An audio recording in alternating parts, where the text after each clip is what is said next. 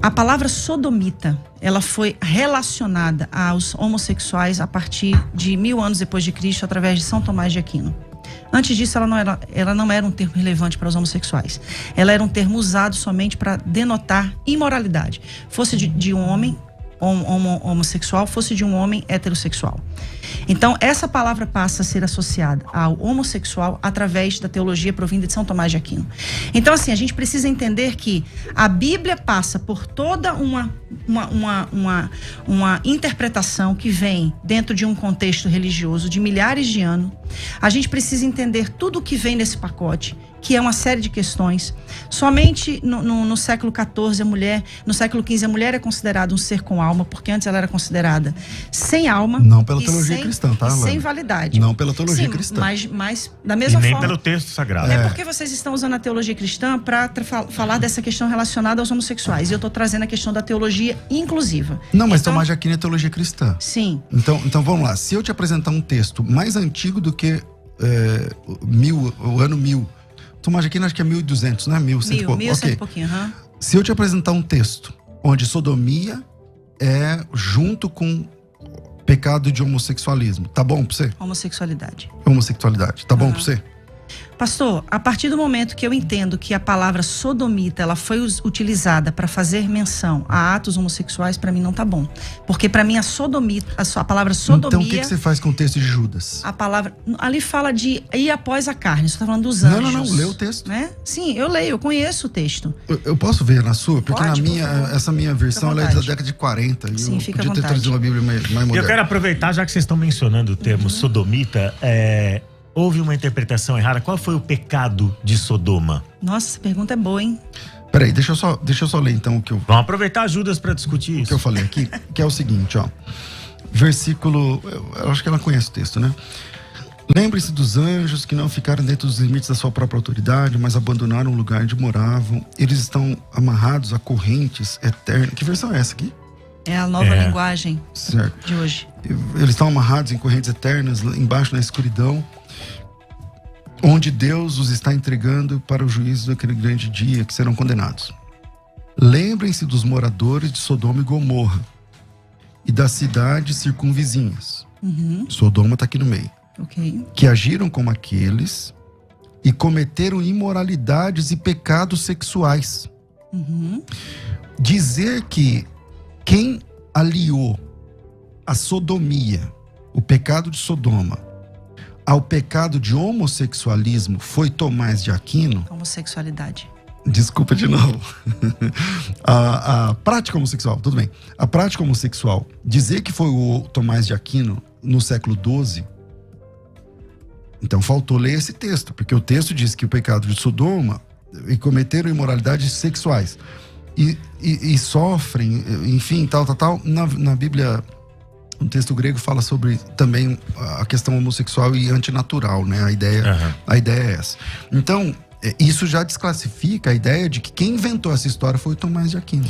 Aí a gente porque esse texto é do primeiro século. Eu não sei o senhor, mas eu tenho muita humildade em dizer que eu pouco tenho essa profundidade, né, de grego e de hebraico.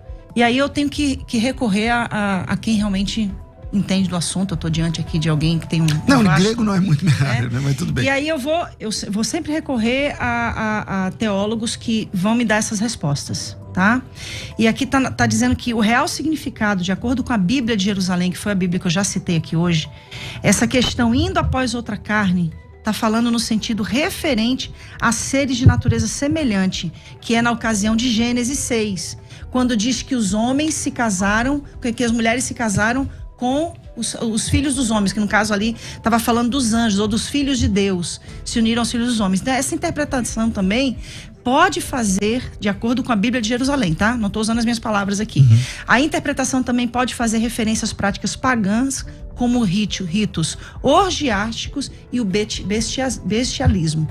Então, dentro dessas questões, a gente vai sempre esbarrar, pastor César. Então, tomando como base a Bíblia de Jerusalém, lembra que um tempo atrás eu falei da palavra rapax legomena, que é uma palavra que aparece só um texto, uma vez na Bíblia? Pois é, Judas é um caso desse. Então, toda vez que aparece um caso de rapax numa tradução bíblica, é um caso muito difícil de resolver. Porque imagina que aparece uma palavra que só aparece ali. Então você... como que a gente faz? Você precisa ir para outros uma textos. boa exegese. Você pega a mesma palavra e fala, ó, vamos ver essa palavra empregada em outros textos para buscar o sentido real da palavra. E a palavra ali, que aparece o caso de rapax, é o versículo 5. A palavra grega oiketerium. Então, o versículo 5, eu não estou lendo Judas, que eu estava lendo na Bíblia dela, mas eu vou tentar pegar aqui. Em Judas, capítulo 1, versículo 5, ele diz o seguinte... peraí, mais um minutinho, nada nessa mão, aqui, ó. Versículo 6, desculpa, eu falei 5, mas é o 6. E aos anjos que não guardaram o seu, aí aparece a palavra oiketerium, do grego. Algumas versões vão dizer estado original, a sua acho que fala habitação, veja que tem diferença de habitação para estado original. O que é o oiketerium no dicionário? Parece que, levando em conta, e ela tá certa, quando cita Gênesis 6, ali os anjos, eles deixaram a sua natureza angelical e se inflamaram com mulheres. Então são naturezas diferentes. Anjo com mulheres. É um problema isso. Entende? Aí no próximo versículo fala assim, ó, assim como Sodoma e Gomorra e cidades circunvizinhas, que havendo se corrompido igual aqueles anjos, e o que os anjos fizeram? Levando em consideração a própria Bíblia que ela citou, Jerusalém. Antinatural. O caminho antinatural, o sexo entre duas naturezas que não eram compatíveis do ponto de vista de Deus. Aí ele diz o seguinte, assim como Sodoma e Gomorra, cidades circunvizinhas, havendo se entregado à prostituição como aqueles anjos, seguindo após outra carne. O outra carne é o sarque heteros, né? Uma carne diferente daquela, no contexto sexual. Mas eu estou citando esse texto, a gente pode até ficar fazendo exegese aqui, mas a questão é, não foi Tomás de Aquino, não foi no século XII, que começou a ter o link entre sodomia e pecado sexual. Não foi. Não foi. Tá na Bíblia esse link. Esse link tá na Bíblia no Antigo Testamento. Esse link está na Bíblia no Novo Testamento. Tomás de Aquino apenas é um dos que citou, mas muito antes de Tomás de Aquino, Ana, se você quiser depois dar uma estudada, muito antes de Tomás de Aquino, os pais da igreja sempre associaram sodomia com pecado sexual. Imoralidade. Imoralidade não sexual. Homossexualidade. Diferente. Imoralidade sexual, homossexual também. Quando a gente usa essa fala, pastor, a gente está dizendo que a imoralidade é algo somente inerente ao homossexual. Como se o heterossexual não pudesse ser imoral. Então, por favor, não estou usando isso. Então, mas é isso que eu estou dizendo. Não estou usando isso. Essa é a interpretação que se dá. A imoralidade também é homossexualismo também, mas é deu, muito mais. Como se a imoralidade fosse algo inerente do homossexual. Quando o senhor fala sobre a homossexualidade vista na Bíblia como algo abominável, eu queria te fazer uma pergunta. Qual é o pecado evidente que levou o povo de Israel, o povo de Judá para o cativeiro? Qual é o pecado, a base do pecado? O cativeiro babilônico? Sim. Idolatria. Idolatria, ok. Então vamos lá. Ezequiel capítulo 16, tá? Versículo 48. Jerusalém, juro pela minha vida, diz o Senhor, que a sua irmã Sodoma e os povoados que ficaram ao seu redor nunca pecaram tanto quanto você e os seus povoados. Sodoma e suas filhas eram orgulhosas, porque tinha muita comida e viviam no conforto sem fazer nada. Porém não cuidaram dos pobres e dos necessitados. O profeta Ezequiel está dizendo que o pecado de Sodoma e Gomorra não foi a homossexualidade, como se diz. Está dizendo que o pior pecado foi o pecado de Jerusalém, pior do que o pecado de Sodoma e Gomorra. Porque o pecado de Sodoma e Gomorra, segundo o profeta Ezequiel, foi a fartura de pão, a fartura de tudo que tinham sem... Foi a injustiça social. A injustiça social. A condenação dos profetas no Antigo Testamento, ela sempre se dá com base nessa tríade. A injustiça, a idolatria e a imoralidade. Exato. E como o pastor César menciona, a imoralidade também abrange a questão da relação homossexual. Bom texto. Posso comentar? Pode. Eu queria te fazer uma outra pergunta. Então, anota aí pra você não esquecer. Uma é Ezequiel 16. Anota aí pra você não esquecer. É 16 o quê? É 16, a partir do 48. Vai. Quando o senhor fala antinatural, eu queria fazer uma pergunta. Deus age de forma antinatural? Deus é o único ser livre, ele faz o que ele quiser, Lana. Parafizim, no grego. né? Deus Não, age Deus de faz forma... o que ele quiser. Sim, Deus age de forma antinatural, age. Esse antinatural que a gente está se referindo, enfatizando tanto aqui, fala exatamente da questão da natureza do ser. Pastor, desesperadamente buscando a tal cura gay e a tal libertação gay, eu me casei com um homem.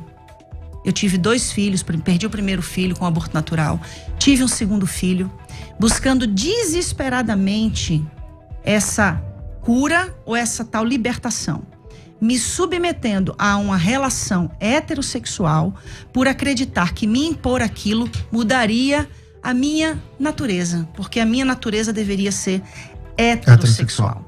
Então, assim, o que nós precisamos fazer, e aqui eu tô falando, não é como uma pastora, é como uma alma. Como uma alma que recebe ali na igreja todos os dias pessoas desesperadas. Você acha honesto você falar isso que você tá falando? Por exemplo. Em que sentido? Vou te explicar. Você acha honesto você dizer assim, ó, eu desesperadamente, eu tô te entendendo como alma, tá? Sim. Eu desesperadamente, buscando uma cura gay, me submeti a um casamento. Você foi obrigado a casar, Lana?